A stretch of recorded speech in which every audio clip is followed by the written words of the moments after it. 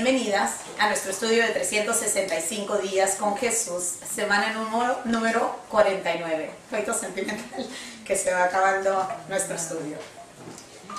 El Evangelio ha infiltrado todo Jerusalén, Judea, Samaria y está alcanzando todos los confines de la tierra. Ya con muchas iglesias plantadas por el mundo, Pablo utiliza dos métodos o dos medios para continuar con la gran labor del discipulado. Tanto sus visitas como sus cartas son herramientas para edificación y el mantenimiento de estas iglesias. Los nuevos creyentes necesitan lo más esencial, que es crecer en el entendimiento del Evangelio y en el amor de Cristo.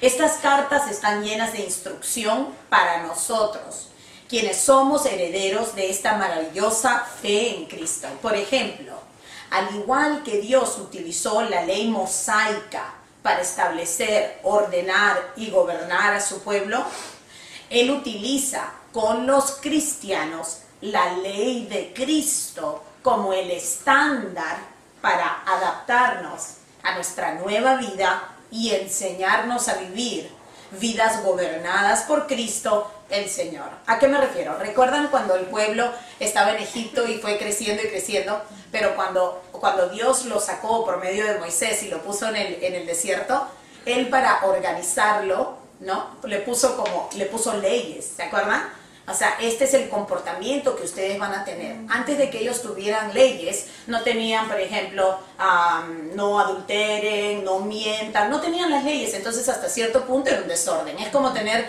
tu clase en el colegio y no hay reglas. No, tú empiezas y dices, ok, mi nombre es so-and-so y aquí estas son las reglas, ¿verdad? Entonces, nosotros sabemos que nosotros no estamos bajo la ley de Moisés. Pero eso no quiere decir que, ok, qué bueno saber eso, sino que ahora el pueblo de Dios, mediante el Espíritu Santo, tiene también una ley, y esa ley se llama la ley de Cristo. Gálatas 6:2 hace mención de ella y dice, sobrellevad los unos las cargas de los otros y cumplid así la ley de Cristo. Entonces, ¿cuál es la ley de Cristo?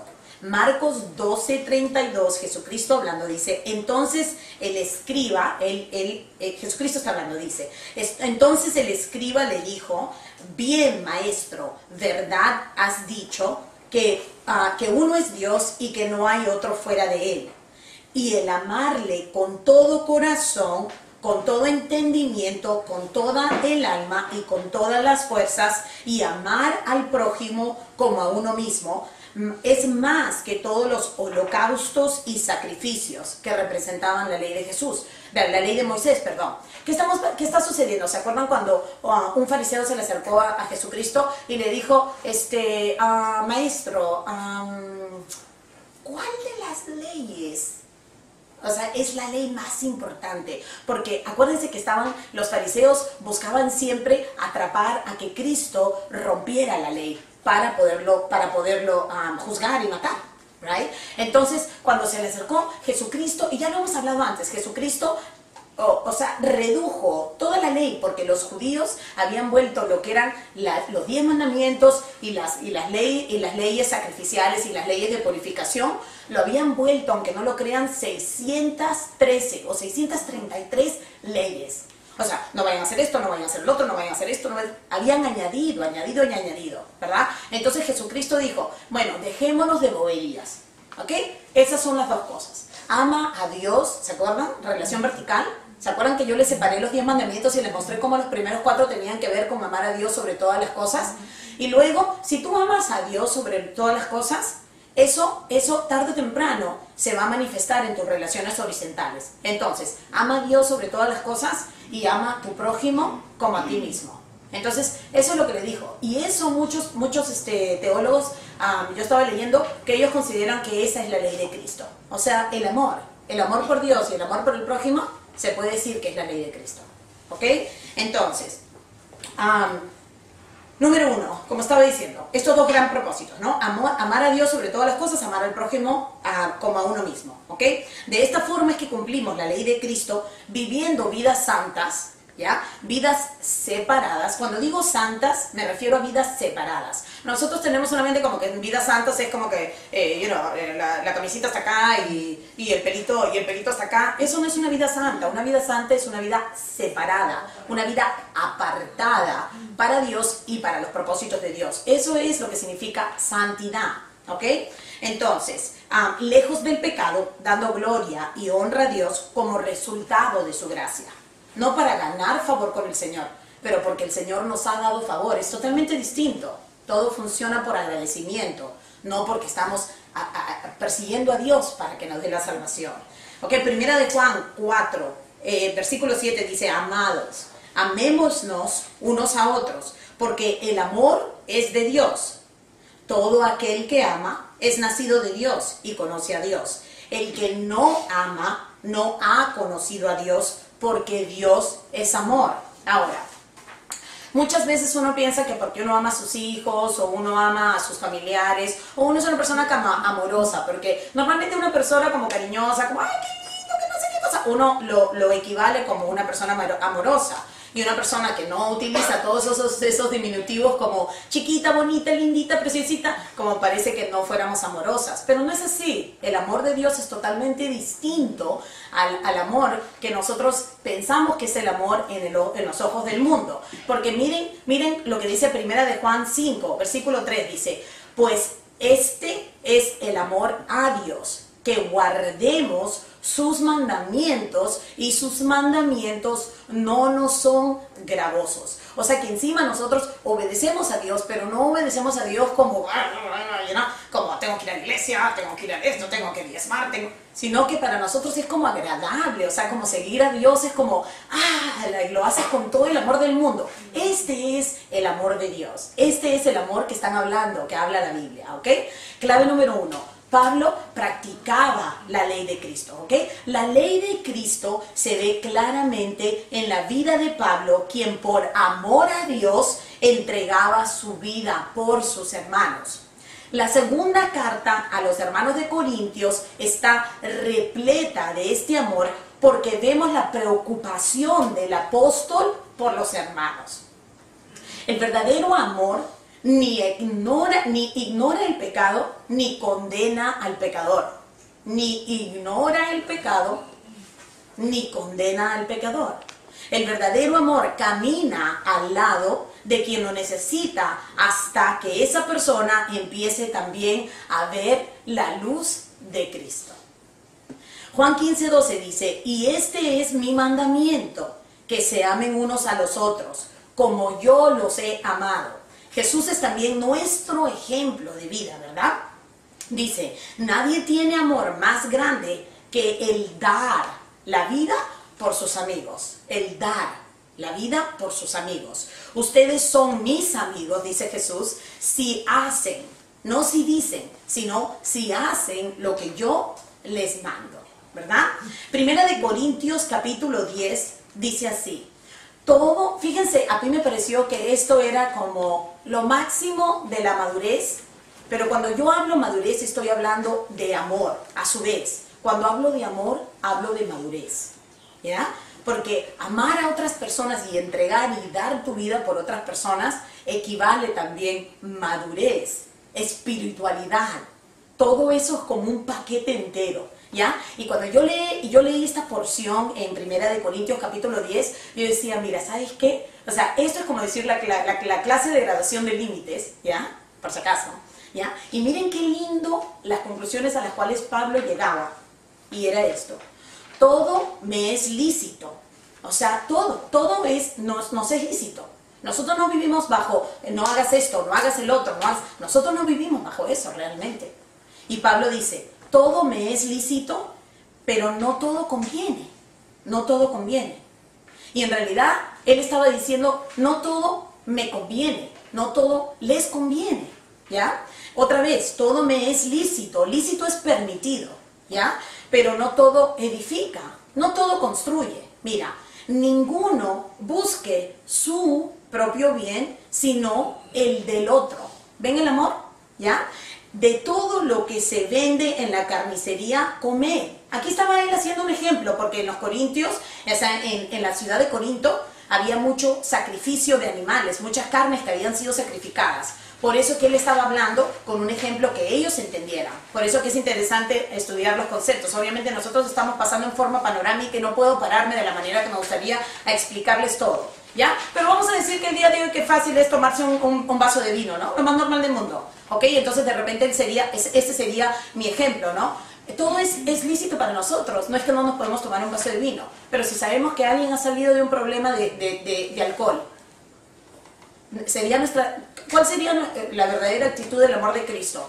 Bueno, todo me es lícito, allá yo no estoy bajo la ley, o sea, si tu iglesia no dejan, en mi iglesia sí dejan y a mí me dejan. Imagínate, saber que una persona Dios la ha sacado del alcohol, y que nosotros en nuestra libertad pasemos por encima de ella porque todo es lícito, yo puedo tomarme mi vaso de vino, ¿no? ¿Se dan cuenta la falta de amor detrás de ese comportamiento?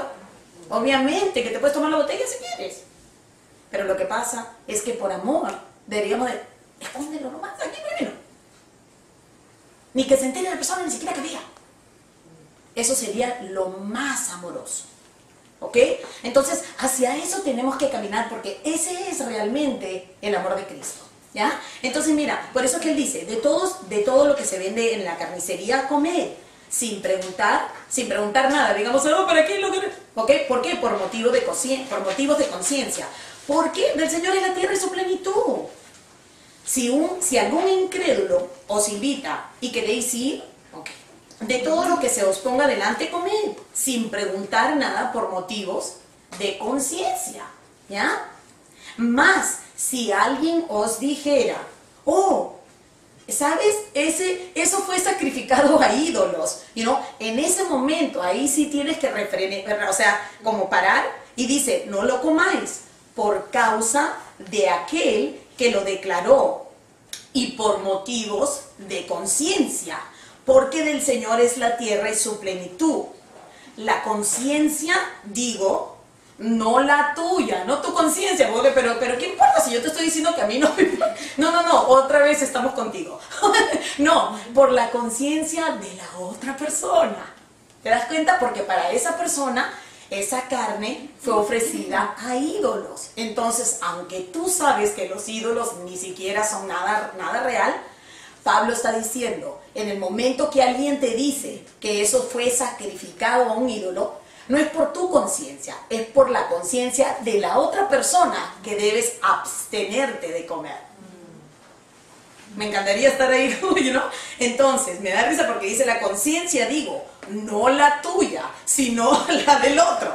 Pues, ¿por qué se ha de juzgar mi libertad por la conciencia de otro? Y si yo con agradecimiento participo, ¿por qué he de ser censurado por aquello de que doy gracias? Entonces, aquí está otra vez la persona como insistiendo, ¿a mí qué me importa si yo soy libre?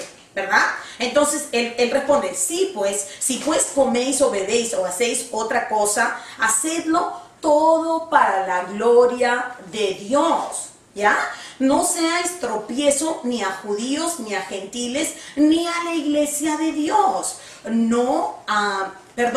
Como también yo en todas las cosas agrado a todos, no procurando mi propio beneficio, sino el beneficio de muchos para que sean salvos. ¿Se dan cuenta?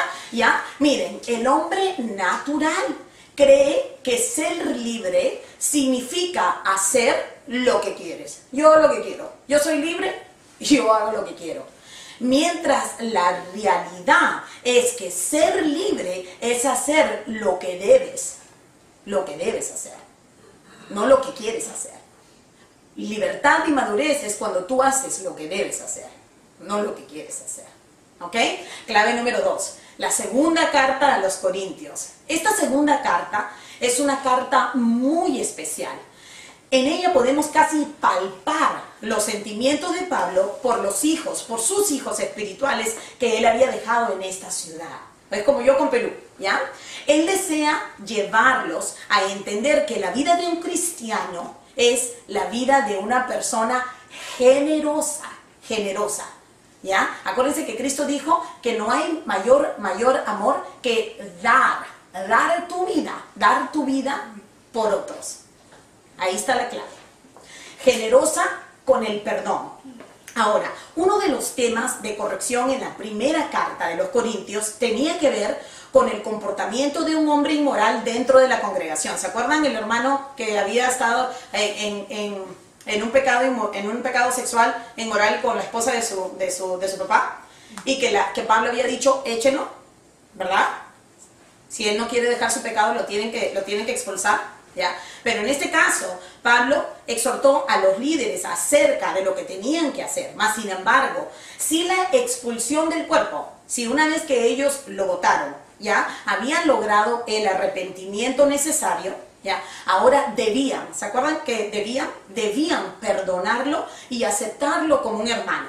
No perdonarlo y después mirarlo así medio raro como que se tiene que sentar por allá porque nadie confía en él, sino realmente perdonarlo y realmente recibirlo para que él se restaurara. O sea que tenemos que ser generosos con el perdón. Nosotros a veces como, ya te perdono, pero, ese no es el perdón de Cristo. Porque tú te sentirías así con Dios, que Él te perdona pero igual te tiene así como medio distancia. Entonces, de la manera que Dios te perdona a ti, es de la manera que tú tienes que perdonar a otros. Así ellos hayan hecho bien, mal y todo, no interesa. El perdón empieza y termina con nosotros, ¿ok? Entonces, 2 Corintios 2:7 dice así: así que al contrario, vosotros más bien debéis, ¿ven la palabra? Debéis perdonarle y consolarle, para que no sea consumido de demasiada tristeza. Por lo cual os ruego que confirméis el amor, ¿se dan cuenta el juego de palabras? Para con él, porque también para este fin os escribí, para tener la prueba de si vosotros sois obedientes en todo. ¿A qué se refiere obedientes en todo? Necesitaban ser obedientes en expulsarlo, pero si él regresaba, tenían que ser obedientes en perdonarlo, recibirlo y amarlo, ¿verdad?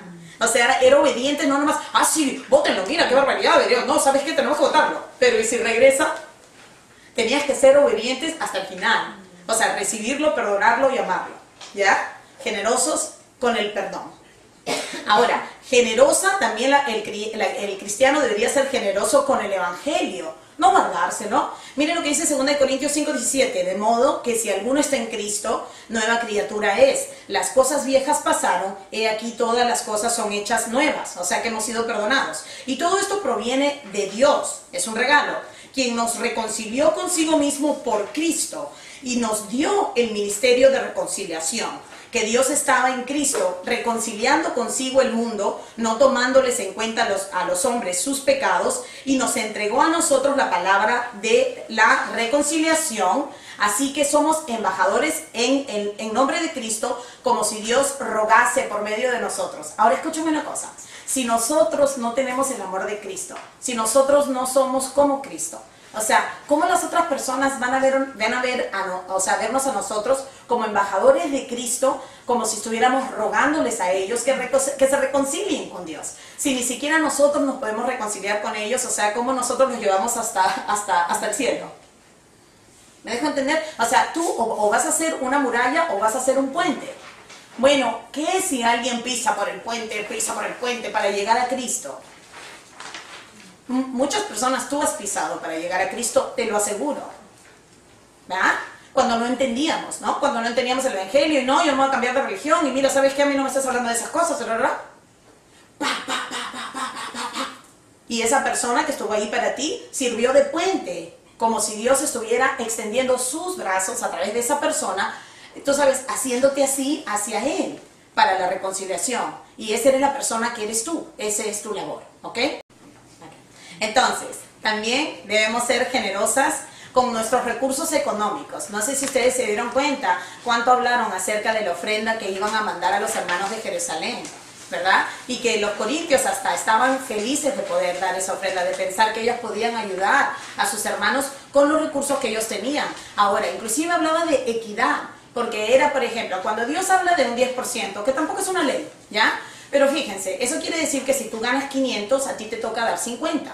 Si tú ganas 200, a ti te toca dar 20. O sea que es equitativo. No es como, oh, pero yo no puedo dar 50, pero es que ¿cuánto te toca a ti? 200, es que a ti no te toca 50, a ti te toca 20.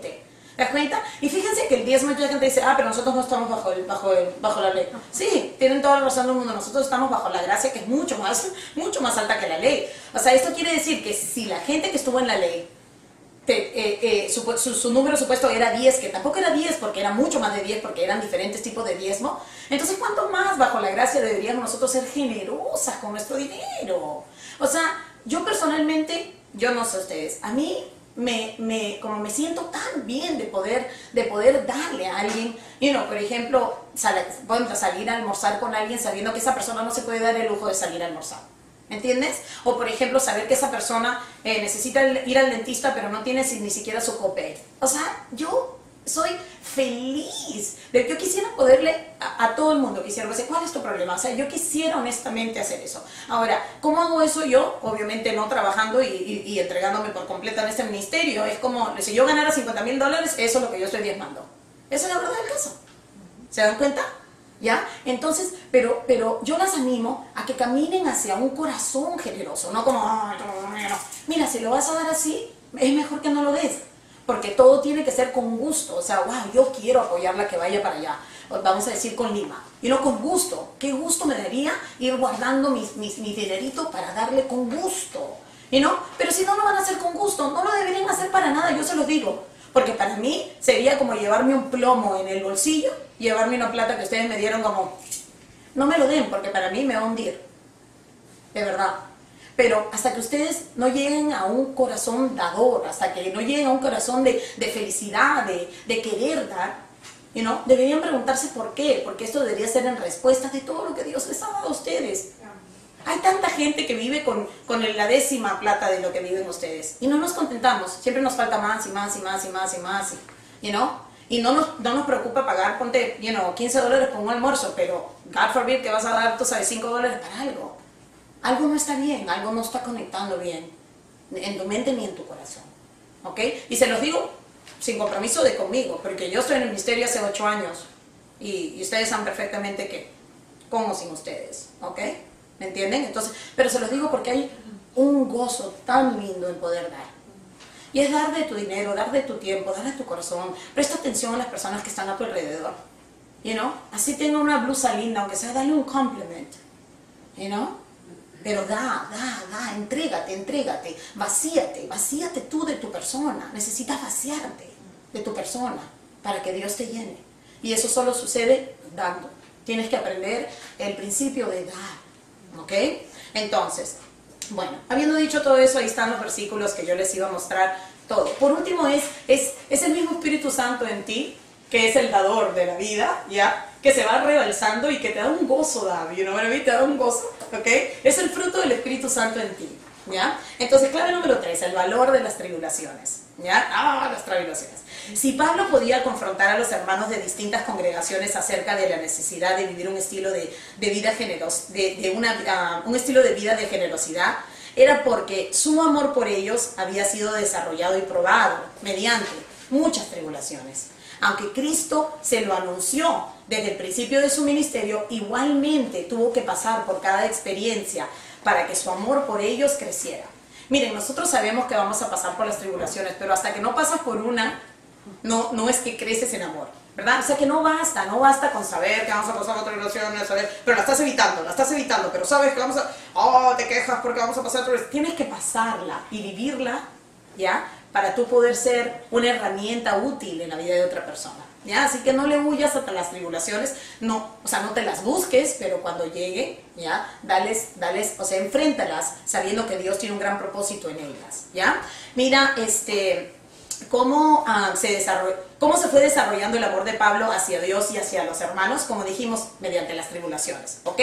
Tribulaciones son buenas para conocer, por ejemplo, conocer al Dios del consuelo. Mira cómo él abre su carta a los Corintios, que dice en 2 Corintios 1:3, bendito sea el Dios y Padre de nuestro Señor Jesucristo, Padre de misericordias, y Dios de toda consolación, el cual nos consuela en todas nuestras tribulaciones. el cual nos consuela en todas nuestras tribulaciones, ¿ok? Las tribulaciones también son buenas para consolar a otros. Y continúo con el versículo. Dice, para que podamos también nosotros consolar a los que están en cualquier tribulación por medio de la consolación con que nosotros somos consolados por Dios. ¿Se dan cuenta? Porque de la manera que abundan en nosotros las aflicciones de Cristo, así abunda también por el mismo Cristo nuestra consolación. O sea que mientras más tribulaciones, más consolaciones, más podemos consolar. ¿Ya? Entonces, pero si somos atribulados es para vuestra consolación y salvación. Y si somos consolados es para vuestra consolación y salvación, la cual se opera en el sufrir las mismas aflicciones que nosotros también padecemos. Y nuestra esperanza respecto de vosotros es firme, pues sabemos que así como sois compañeros en las aflicciones, también lo sois en la consolación. Las tribulaciones también son buenas para no exaltarnos, ¿no? Porque cuando comenzamos pero qué raro, mira que yo, tú sabes, como que cuando uno agarra el orgullo, como que ahora tú entiendes las cosas y ¿por qué la gente no entiende? Eso es muy común en el cristiano. Por eso que la gente, tú sabes, como que le apestas, porque de repente eres una persona normal que no entendía nada y ahora eres una persona que está entendiendo y ahora te subes. Entonces Pablo mismo nos muestra en 2 Corintios 12:7 y dice, y para que la grandeza de las revelaciones, ¿ustedes se imaginan las revelaciones que Pablo había tenido visitando el segundo cielo, tercer cielo, todo lo que, o sea, Dios le había dado unas revelaciones a él impresionantes, pero para que estas revelaciones no lo hagan como un globo que se va, ¿ya? Dios le dio, ¿ok? Un aguijón en la carne, que mucha gente, pero ¿cuál es el aguijón? Mira, no importa lo que es el aguijón, la cosa es que había un aguijón en su carne, ¿ya? Que era un mensajero de Satanás para que la bofeteara, ¿ok? Con la idea de que no se enaltezca, para que no se engrandezca, para que no se empanezca, era la cosa. ¿Ya? Entonces, mientras más entendimiento, vas a tener más tribulaciones, pero es para que no te vueles como un globo por ahí, ¿ok? Las tribulaciones también son buenas para desarrollar carácter. Miren lo que dice Santiago 1, empezando en 2. Dice, hermanos míos, tened por sumo gozo cuando os halléis en diversas pruebas, sabiendo que la prueba de vuestra fe produce paciencia, mas tenga la paciencia su obra completa, para que seáis perfectos. Perfectos es maduros, por si acaso. Para que seáis perfectos y cabales, ¿ya? Sin que os falte cosa alguna. Entonces, cuando vienen las pruebas, ¿ya? No les podemos huir, porque la prueba tiene su propósito. La prueba tiene medida. Es como cuando tú pones un pastel, lo tienes que poner 35 minutos. Si por tú abres la puerta al minuto 33, ¿verdad? Ahora tienes que volver a empezar todo el proceso. Por eso, no es bueno que cuando estás en la prueba no te rindas a mitad del camino, porque lo único que vas a hacer es que vas a volver a entrar en el proceso, ¿ya? Tienes que confiar, tienes que ser paciente y confiar en el Señor hasta que la prueba dé el fruto de tu madurez, ¿ok? Cristo nos dejó el perfecto ejemplo del valor de las tribulaciones, sufrimientos, ¿ok? En Hebreos 5:7 dice, y Cristo en los días de su carne, cuando estaba viviendo aquí, ofreciendo ruegos y súplicas con gran clamor y lágrimas al que podía librar de la muerte, fue oído a causa de su temor reverente. Y aunque era hijo, por lo que padeció, aprendió la obediencia y habiendo sido perfeccionado, vino a ser el autor de eterna salvación para todos los que le obedecen. Clave número 4, de principio a final. El gran deseo de Pablo era llegar a Roma a visitar a los hermanos de la fe. Dios lo hará posible, pero antes de su visita física registrará su magnum opus, que viene a ser su obra de arte, aproximadamente entre el 56 y el 58. La carta a los romanos es de principio a fin lo más completo, no solo en información, pero también en revelación, ¿ya? El apóstol Pablo fue creciendo en su entendimiento del Evangelio, así como nosotros, ¿verdad? Entonces, las cartas que yo escribiría hoy día serían mucho más avanzadas en entendimiento de las cartas que yo hubiese escrito hace 10 años. Y eso es lo que está pasando con la carta de Romanos, ¿ya? Esta carta nos deja con máxima claridad los tesoros fundamentales de la información más importante para toda la humanidad, el Evangelio. El Evangelio es el plan creado desde la eternidad hasta la eternidad del rescate maravilloso de lo que se perdió en la tierra desde el principio. Haríamos bien realmente, chicas, en estudiarla a fondo en un futuro cercano, diría yo. Romanos 1:1 empieza: Pablo, siervo de Jesucristo, llamado a ser apóstol, apartado para el Evangelio de Dios, que él había prometido antes por sus profetas en las Santas Escrituras. Génesis 3:15. Acerca de su Hijo, ¿se acuerdan la simiente de la mujer?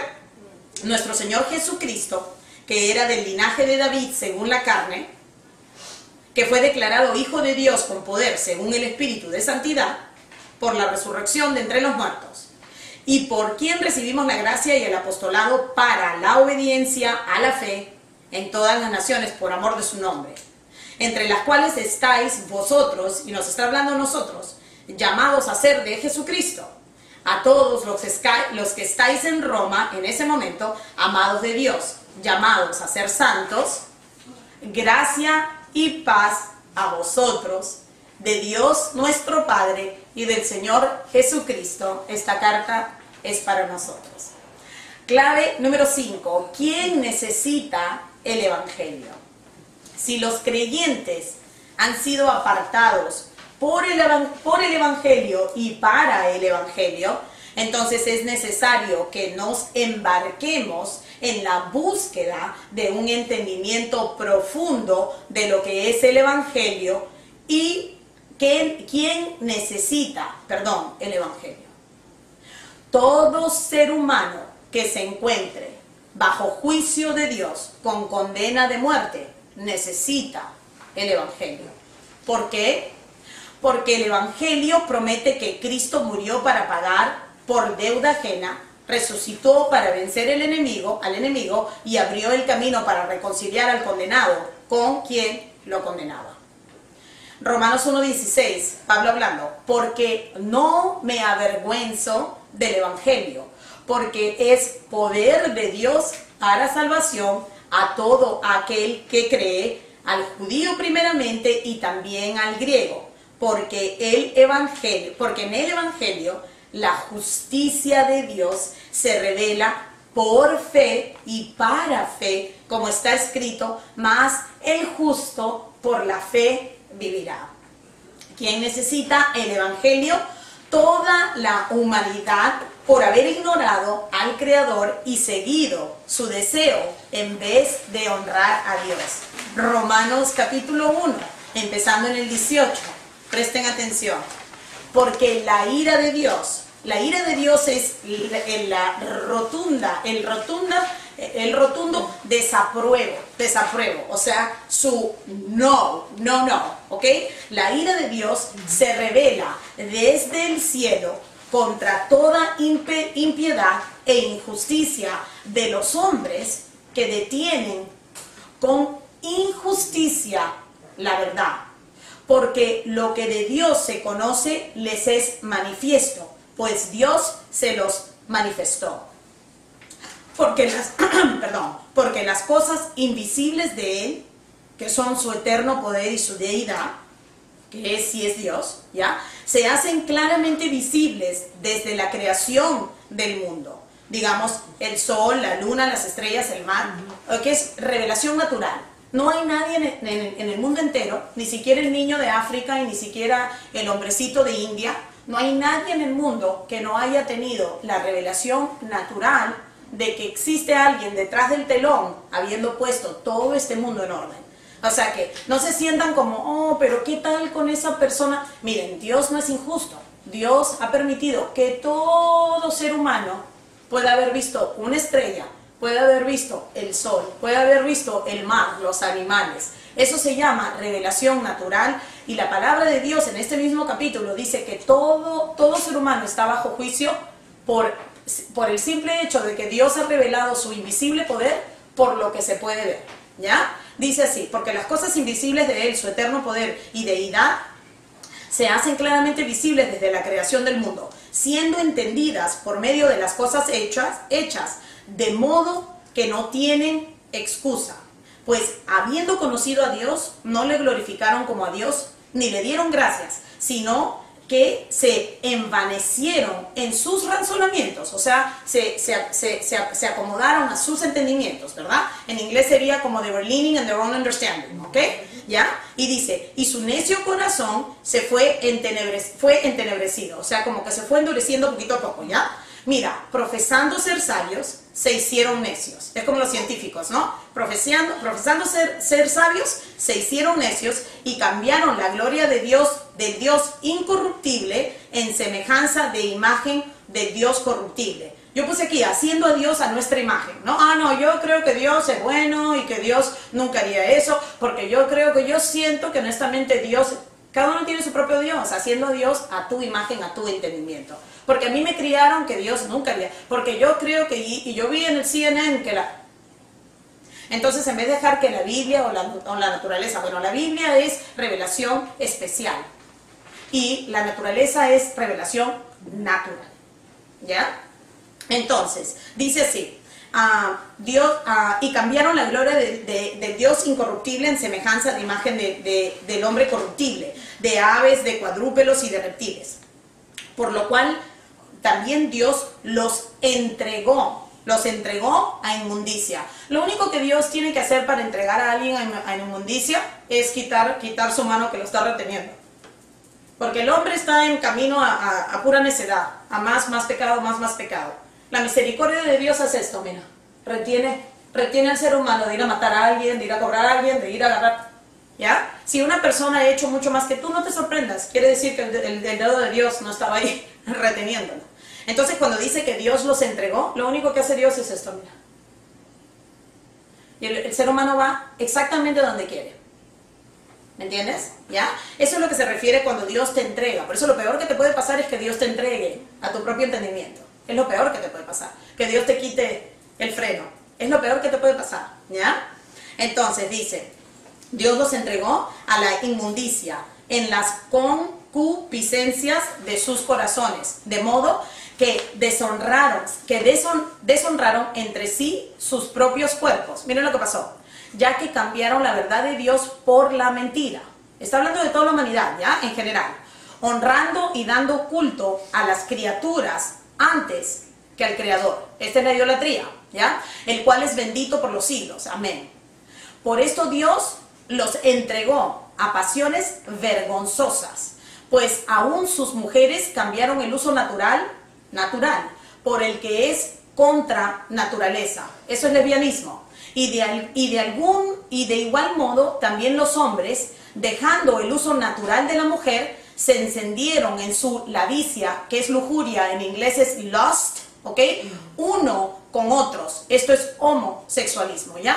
Cometiendo hechos vergonzosos hombres con hombres y recibiendo en sí mismo la retribución debida a su extravío. Y como ellos no aprobaron tener en cuenta a Dios, Dios los entregó a una mente reprobada para hacer cosas que no convienen, estando atestados de toda injusticia. Aquí va no solamente los homosexuales, aquí va toda la humanidad, ¿ya? Toda la humanidad. Miren, dice, llenos de envidia, estando atestados de toda injusticia, fornicación, perversidad, avaricia, maldad, llenos de envidia, homicidios, contiendas, engaños, malignidades, murmuradores, detractores, aborrecedores de Dios, injuriosos, soberbios, altivos, inventores de males, desobedientes a los padres, por si acaso no te sentías incluida, necios, desleales, sin afecto natural, implacables, sin misericordia, quienes habiendo entendido el juicio de Dios, que los que practican tales cosas son dignos de muerte, no solo las hacen, sino que también se complacen con los que las practican. O sea que no solo tú haces estas maldades, sino que buscas compañía, ¿no? Lo vuelves una agenda, como una agenda, y tú quieres que se dé, ¿ok? Entonces, ¿Quién necesita nuevamente el Evangelio? Toda la humanidad necesita el Evangelio, porque todos somos culpables de haber ofendido a Dios y transgredido su estándar, la ley. Todos estamos bajo la justa ira de Dios. Santiago 1:8. Por si acaso, porque muchas personas dicen, bueno, pero no es para tanto, porque yo nunca he matado, yo nunca he violado a nadie, yo ni que yo fuera un pedófilo, ni que yo fuera, ¿verdad? Entonces uno agarra como, por ejemplo, todas las leyes que serían como más espantosas para uno, aunque acaban de decir que con solo ser desobedientes para los padres, o sea, ya estás en el grupete, pero nosotros pensamos que, bueno, desobediente debe ser que si le vendiste la casa a tu papá, o le agarraste el carro y lo chocaste, ¿no? ¿Y no? Porque tú tienes tu propio estándar para que tú te descalifiques de la ira de Dios, ¿ya? Pero miren lo que dice Santiago para ponernos a todas en un mismo nivel. Mira lo que dice, ¿ya? Si en verdad cumplís la ley real conforme a la Escritura, o sea, la ley conforme a la Escritura, no conforme a tu estándar, ¿no? ¿Ya? Si de verdad la cumples, amarás a tu prójimo como a ti mismo, bien hacéis. Pero si hacéis acepción de personas, mira, todos hacemos acepción de personas. ¿Quién de nosotras no tiene algún como, ay no, pero es que a mí no me gustan mucho los colombianos, a mí no me gustan mucho los... Así somos todos, hacemos acepción. Por ejemplo, yo te saludo a ti, pero si viene una persona que a mí, por ejemplo, me parece como un poquito rara, yo no la saludo. Eso es acepción de personas, ¿ya? Todos lo tenemos, todos lo tenemos. Está adentro de nosotros, ¿ya? Todos lo tenemos, ¿ya? Entonces aquí Santiago está tratando de llevarnos a la realidad. Pero si hacéis acepción de personas, ¿ya? Cometéis pecado y quedáis convictos por la ley como transgresores. Porque miren, aquí va. Esto me mató a mí cuando recién miré el Evangelio. Porque cualquiera que guardare toda la ley, vamos a decir que toda tu vida has guardado la ley, ¿ya? Pero ofendiere en un punto, se hace culpable de todos. ¿Saben por qué? Porque la palabra dice que el mismo que puso la ley, no mates, también puso no mientas. Entonces, no se trata de que si mataste o mentiste, lo que pasa es que tú rompiste una de las leyes. Y al romper la ley, te haces merecedor de la muerte. Imagínense. Mejor matas, no, bueno, si por robarme un lapicero voy a merecer la muerte, me voy a ir a hacer lo que quiera, ¿verdad? Lo que pasa es que obviamente cada pecado que tú haces tiene diferente consecuencia. O sea, todo merece la muerte, pero cada uno, o sea, si tú matas vas a terminar en la cárcel, si te agarras un lápiz probablemente no, ¿no? Entonces, pero digamos, si por si acaso tú no te sientes incluido en este grupete, ¿ya? Toda la humanidad necesita el Evangelio, no hay nadie en el mundo, el Evangelio no es para los cristianos, nadie es cristiano antes del Evangelio, ¿ya? ¿Ok? Mira, todo creyente tiene el antídoto. ¿Se acuerdan que hablamos del antídoto? Del juicio de Dios en la vida de los necesitados, el antídoto, ¿ya? Es necesario saber que toda la humanidad está bajo la ira de Dios y que su consecuencia será la muerte y pasar la eternidad en el infierno, al menos que por medio del Evangelio se enteren que hay una solución. Todo aquel que ha recibido su salvación por medio del Evangelio tiene la responsabilidad de compartir el Evangelio. Si tú supieras que tienes la cura del cáncer en tus manos, ¿no quisieras dársela a todos los que van a morir a causa del cáncer? ¿Ok? Mientras no podemos hacer nada para que nadie se tome la cura del cáncer, pero sí debemos, aunque sea, tratar de dársela. ¿Sí o no? Porque hay personas que saben que por ejemplo, te tienes que comer esto para no morirte de cáncer. Ay, no, yo no voy a estar comiendo eso a mí, yo soy peruana, yo como ceviche todo. ¿Verdad? Tú le puedes decir lo que tienes que hacer, pero igual no lo van a hacer. ¿Ok? Pero eso no para nuestra responsabilidad de tener que compartir el Evangelio. No porque no te hacen caso, es como, pero mira Dios, pues tú nadie me hace caso, si aparte me están apartando.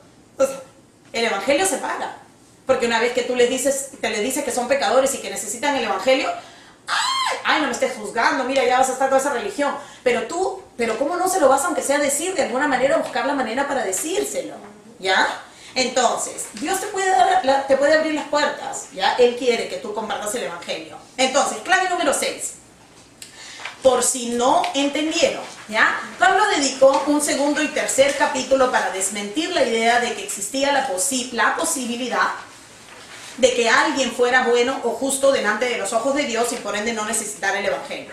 Nomás se los explico rapidito porque estamos cortos en tiempo, ¿ya? Miren, en Romanos, que es un libro que a Demi y a mí nos encanta, ¿verdad, Demi? ¿Ok? El capítulo 2, ¿ya? Pablo se dedica a mostrarles a los judíos que ellos también eran culpables, porque cuando Pablo está escribiendo, él sabe perfectamente que todos los judíos cuando él está hablando de todo, de los homosexuales y todo lo terrible, los judíos están como, ay sí, porque los gentiles son terribles. Ay sí, menos mal que Pablo les está hablando directo, porque mira, yo estoy pensando que no van a entender, ¿ya? Porque esto es lo natural, es igual como nosotros cuando vamos a la iglesia y el pastor dice algo y, oh, ay, que si hubiese estado mi esposo, que si hubiese estado mi prima, que si hubiese estado, y no, pero tú eres la que estás ahí. ¿Tú crees que Dios se equivocó de que tú eres la que estás ahí? ¿Ya? Entonces Pablo, sabiendo cómo eran los judíos de pensarse como mayor que los gentiles, agarra todo el capítulo 2 para decirles, por si acaso, ustedes los judíos son tan igual de culpables, de repente hasta más. Porque tan es así que ustedes, los que tenían que haber ido cargando el evangelio antes de que ocurriera la cruz, ¿ya? O sea, el mundo entero blasfema a Dios por ustedes. O sea que no les fue tan bien que digamos. Así que ustedes también necesitan el evangelio.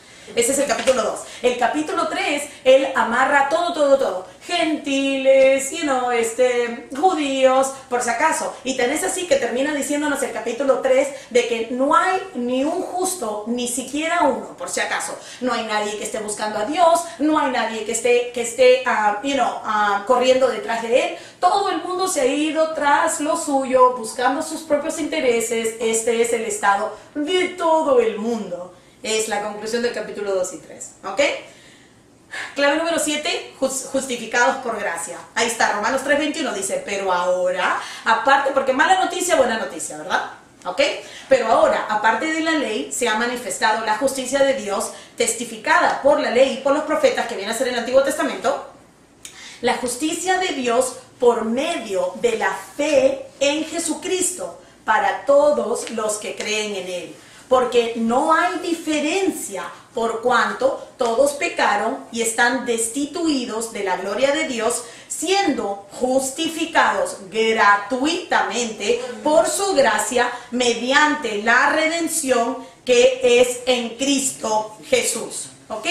Hay justicia para todos los pecadores, pero la justicia está en Cristo Jesús, quien murió en nuestro lugar. La justicia de Dios por medio de la fe en Jesucristo para todos los que creen en Él. Clave número 8.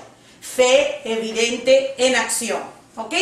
Por más que la salvación es por gracia, mediante la fe, esto no quiere decir que creer no requiere acción. La fe es invisible para el que cree, pero obvia para el que lo ve. Otra vez. La fe es invisible para el que cree, pero mi fe es físicamente obvia para el que me está viendo. ¿Ok? ¿Verdad? Porque mi fe es invisible, es en lo que yo creo, pero mi comportamiento y todo lo que yo hago y cómo yo soy es obvio para que tú veas en mí la fe. ¿Me dejo entender? Entonces, si yo no actúo, si mi fe es privada, como hay gente que dice, oh no, la religión, mi fe es privada. Bueno, estás haciendo un disservice, estás haciendo un mal, porque nadie puede ver tu fe invisible, al menos que se manifieste en tu cambio de carácter, en lo que tú haces, a lo que tú te dedicas. O sea que mientras la fe es invisible para ti, tiene que ser obvia para otros, ¿verdad? Qué bueno que está eso, ¿verdad? Entonces, ¿ya? Romanos 4:16 dice, por tanto, es por fe, para que sea por gracia, a fin de que la promesa sea firme para toda su descendencia.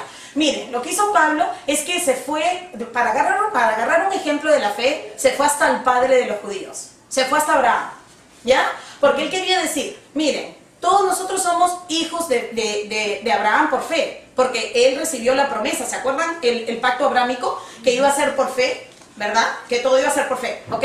Pero Abraham no se sentó y se cruzó de brazos, ay, qué bueno, mira, Dios me ha dicho que por fe voy a ser el papá de las naciones, así que mire, levantemos los pies acá y la verdad que, no, sabemos perfectamente que Abraham tuvo que creerle físicamente a Dios para que el mundo supiera entero que su fe era activa. ¿Se acuerdan cuando llevó a Isaac hasta la montaña y físicamente lo puso en el sacrificio, levantó el cuchillo y estaba listo para darle? ¿Ya? Esa es una fe que realmente cree. Otras personas, oh, mira, ella dice que cree. Mira, tú no sabes que todo el mundo se goza en decir, oh, mira tanto que habla. Y a la hora de la hora se muere de miedo cuando está en una tribulación. Ay, cruzando los dedos. Ay, haciendo todos los amuletos, todas las cositas que tú piensas, como tus supersticiones, que tú piensas que te van a ayudar. ¿Tú crees que la gente no te está mirando? ¿Tú crees que la gente no te está observando? Cuando dicen, ay, mira, vamos a colectar $5 para darle un regalito a fulano, ¿estás loca? Yo voy a estar dando que ese idiota $5. Todo lo que tú haces, todo lo que tú dices, habla de lo que tú dices que tienes tu fe. ¿Ok? No te engañes, no engañes a otros porque a nadie estás engañando. Entonces, todo el capítulo 4, me parece que es un ejemplo maravilloso cuando se va a la fe de Abraham y está diciendo, Abraham solamente se cruzó de brazos, no, ¿verdad? Abraham bastante que pasó su fe. ¿Ok? Clave número 9. Por gracia empezó, por gracia se mantiene. Esto es bien importante, chicas, ¿ya? Mira, de pronto se están preguntando por qué asumo que no entienden bien el Evangelio. Yo a veces digo, cuando estoy preparando mis estudios, digo, oh, la gente estará otra vez con el Evangelio, wow, otra vez con el Evangelio. Miren, chicas, yo les aseguro que si ahorita yo levanto, a ver, ¿quién quisiera compartir el Evangelio? O sea, ¿quién sería la primera en levantar la mano? ¿O quién me puede explicar el Evangelio?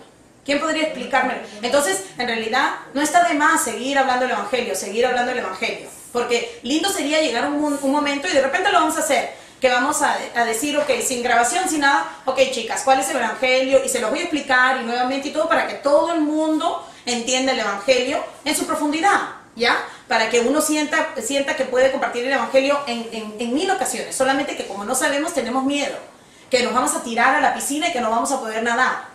¿Ya? Entonces, nuevamente, una cosa bien importante acerca del Evangelio, ¿ya?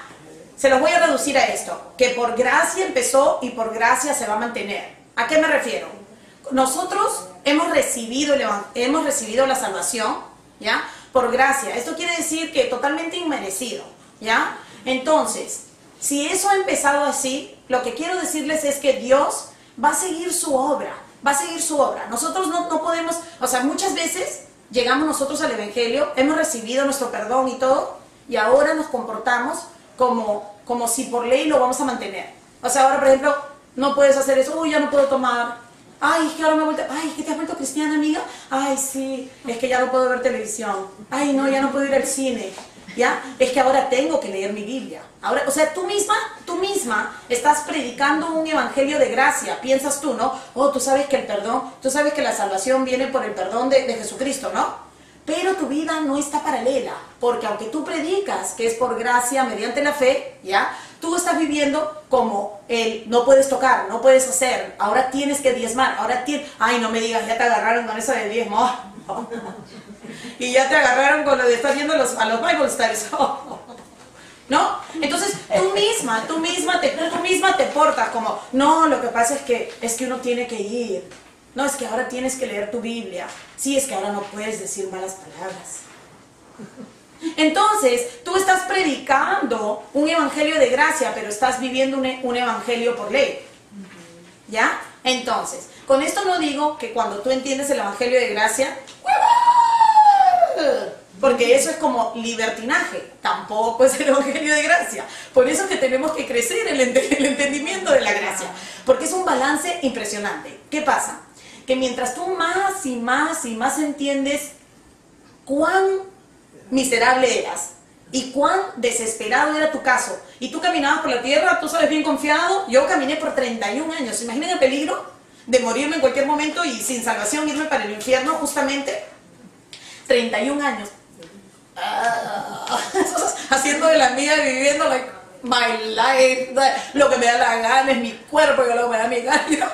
Bien que estaba yo toda, ¿sabes? Ahí encarcelada y ni cuenta me daba, ¿ya? Pero 31 años, imagínate la misericordia de Dios, ahora que yo me vengo a enterar que Dios, desde el principio tenía este plan, que mi vida estaba en el nombre, mi nombre estaba en el libro de la vida, y que por más que el enemigo trató de quitarme la vida, no iba a poder, porque Dios tenía predestinado de que Él me iba a despertar a los 31 años, y que tenía toda esta vida maravillosa para mí, y que no solamente es esta vida, sino que tengo la seguridad de pasar una eternidad con Él, que estoy perdonada, que Él es mi Padre ahora, que Él es mi Salvador, mi amigo, mi consejero, el que me lleva. Entonces, yo no creo que se me ve la, ay, pobrecita la Gaby, ay, otra vez 5 estudios a la semana, pobre mujer. No creo que nadie me esté viendo así, porque yo no creo que eso es lo que mi vida predica. Yo creo que la gente, quiero pensar que la gente ve como que yo tengo la vida más envidiable del mundo, ¿me entiendes? Un envidiable bonito, ¿no? Con una seguridad del Señor, sirviendo al Señor, no teniendo que estar atada ni siquiera para el dinero. O sea, no creo que yo predique un evangelio de gracia, pero que viva un evangelio de la ley. Eso no quiere decir que yo no soy súper disciplinada y trato de ser lo más obediente posible, pero eso es en respuesta al amor de Dios. No es porque yo estoy tratando de caminar así, ay, no, para que no vaya a perder mi salvación, para que no vaya a perder. Yo estoy perfectamente segura de lo que Dios empezó, Dios lo va a terminar. Entonces, dice Pablo a los Gálatas, ¿qué les pasó? ¿Ustedes creen que lo que por el Espíritu pasó, lo que empezó por el Espíritu, ustedes lo van a terminar en la carne? Cuidado con estar predicando un evangelio de gracia y estar viviendo un evangelio de obras. Qué interesante, ¿no? Bien rico eso, ¿verdad?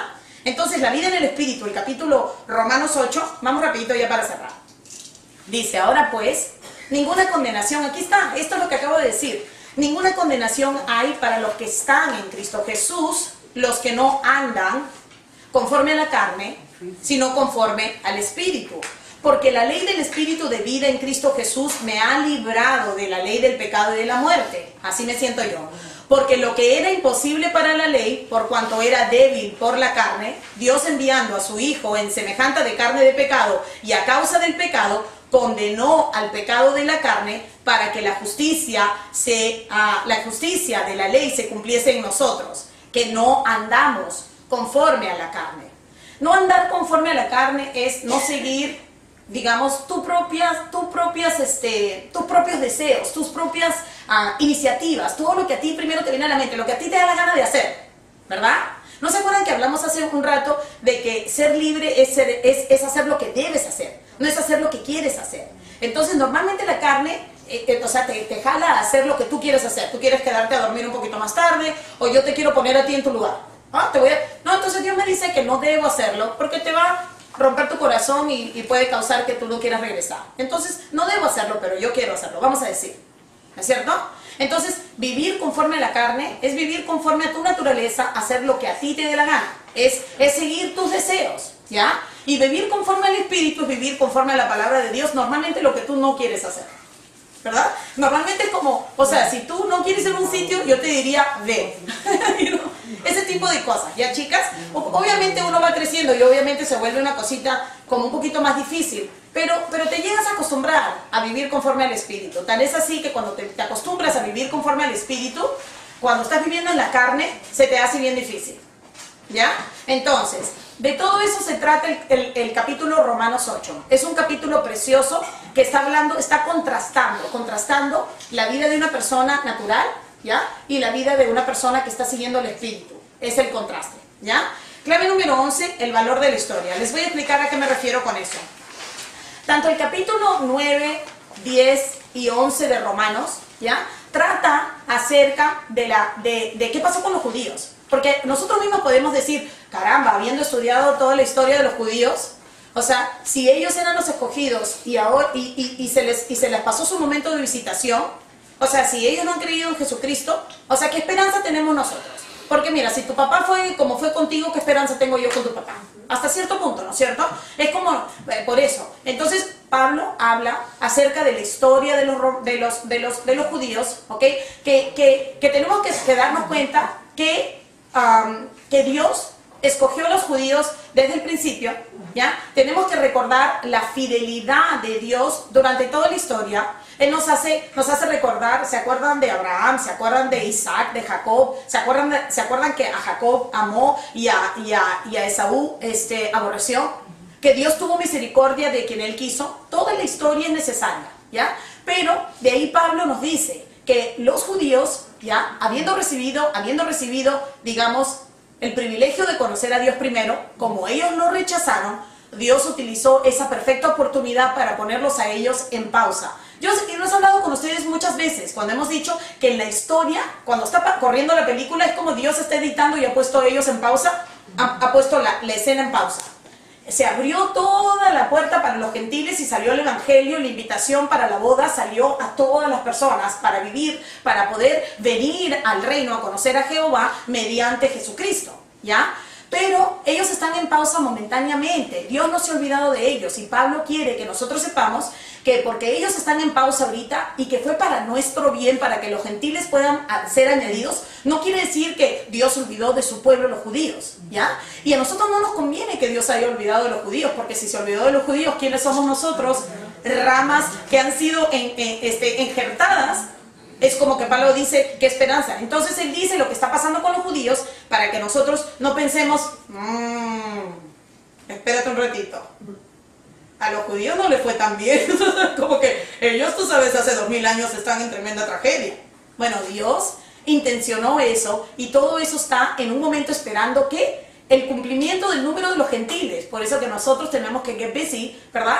Y sacar el evangelio porque hay por ahí caminando un último gentil. Cuando ese último gentil entre, la iglesia va a ser removida o raptada, como dice el rapto, sacada del mundo y comenzarán los 7 años de tribulación, donde Jesucristo...